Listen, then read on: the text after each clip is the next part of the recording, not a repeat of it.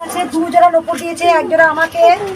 কে কালকে সোনার কানের দিয়েছিল মাকে, সেই যখনই সোনার কানের দিয়েছে মায়ের জন্য গড়িয়ে রেখেছে, সেই ভক্তকে বলেছে আমাকে সোনার কানে দিচ্ছে, আমাকে নুপুর দিবি না, সেই ভক্ত আবার নুপুর দিয়ে গেছে আমাকে।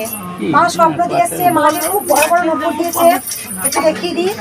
সেই মা বিয়ে থেকে এসে কোথা থেকে, দীঘা থেকে মাকে চাঁদমালা দিয়েছে, মাকে মন্দির জন্য 5,000 টাকা দান করেছে, মাকে সুন্দর বড় বড় নুপুর দিয়েছে মাকে, তার সঙ্গে আমাকেও দিয়েছে নুপুর, অনেক বড় বড় নুপুর দিয়েছে। মাকে আমি পড়াবো, সেগুলো সব বাৎসরিক পুজো একটা পড়াবো।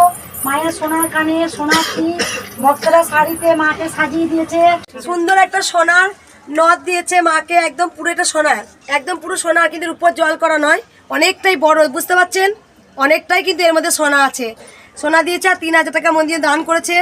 না পড়ি না, মা দুটো নুপুর দিয়েছে, কে পড়বে? কৃষ্ণকালী মা না আমি।